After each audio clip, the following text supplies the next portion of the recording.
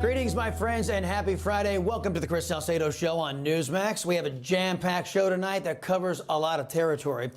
And for those of you finding us for the very first time, allow me to introduce myself. I am your liberty-loving Latino, Chris Salcedo. Do not confuse me with those loudmouth leftist Latinos out there. I actually love my country, the United States of America. We all know our blessed land is under threat. Joe Biden and his party of socialists have ushered in an economic calamity with rampant, uncontrolled inflation, taking a bite out of every American's ever-shrinking budget. The southern border, in the words of even NPR, is a mess, with at least 1.4 million illegal aliens brought into America since January, thousands of them infected with the China virus. Our schools and military are being turned into social experimentation petri dishes with critical race theory. Even racial segregation in the government-run schools has made a comeback under Biden. The destruction being brought to our country is bad enough, but now our government has become a liability to the world. Afghanistan in crisis, because ruining America wasn't enough for Joe Biden. That's our focus in tonight's preamble. A former Obama administration official said that Joe Biden has been wrong on every major foreign policy issue over the last 4 decades. And that accurate appraisal was made when Biden was in full command of his mental faculties. The know-nothing millennials who are now running Biden and the country have even less experience and common sense than Biden did at his peak.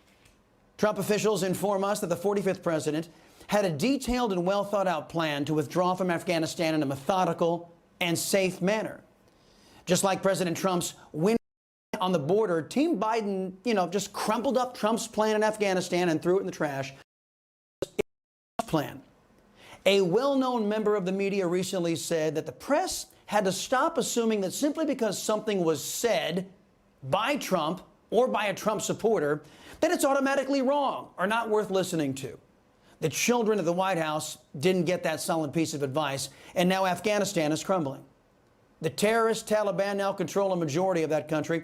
It took them 11 days to destroy what the American taxpayers built in Afghanistan over 21 years.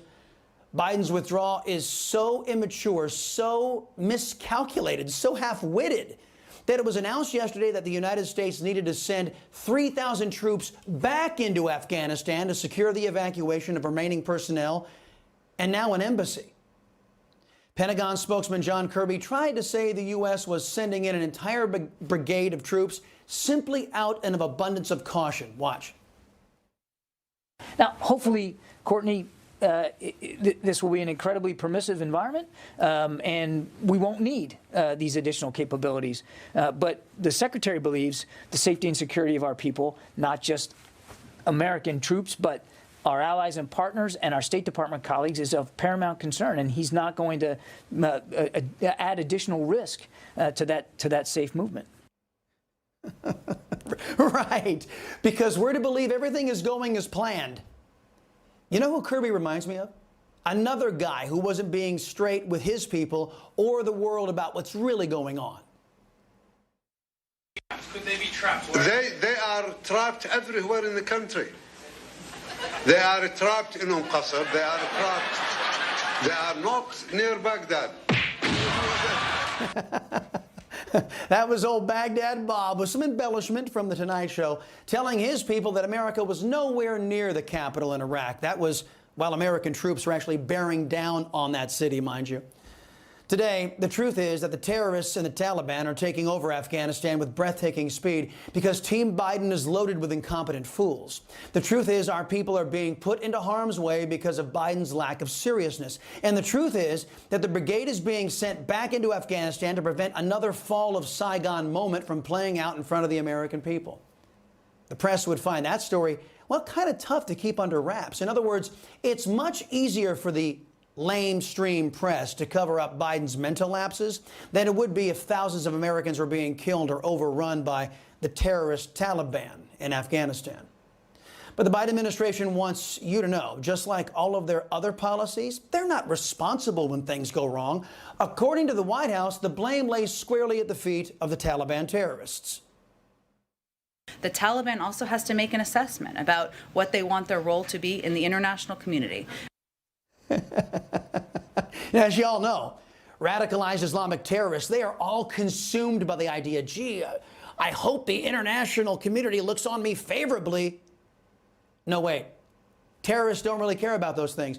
Why would Jen Psaki make such a preposterous statement? You know, I haven't heard something that moronic since the Obama administration, when then Press Secretary Marie Harf claimed the best way to beat Islamic terrorism was for American taxpayers to create jobs for terrorists. The jobs for jihadi's princess would go down in American history as one of the biggest airheads to ever grace the White House press secretary's podium. That is until Jen Psaki's buffoonish statement there. The Obama administration irresponsibly pulled out of Iraq, remember? Leading to the formation of ISIS. It was a terror group that dominated huge swaths of the Middle East, butchering and enslaving everyone they conquered. Took President Trump to clean up Obama's mess. Joe Biden's administration, populated with many Obamaites, are busy replicating that failure again in Afghanistan. But as with everything Biden touches, his administration is making an even bigger disaster than Obama did. In short, Obama may no longer be regarded as the worst occupier of the Oval Office in American history. That distinction may soon belong to Joe Biden and those pulling his strings. Hey, I'm Rob Finnerty. Thanks for watching. If you enjoyed this video, please join the conversation in the comments below. Don't forget to subscribe, too. Hit the bell icon to be alerted to breaking news. And remember, there's a whole lot more on Newsmax TV, America's fastest growing cable news network. Newsmax TV, we're real news for real people.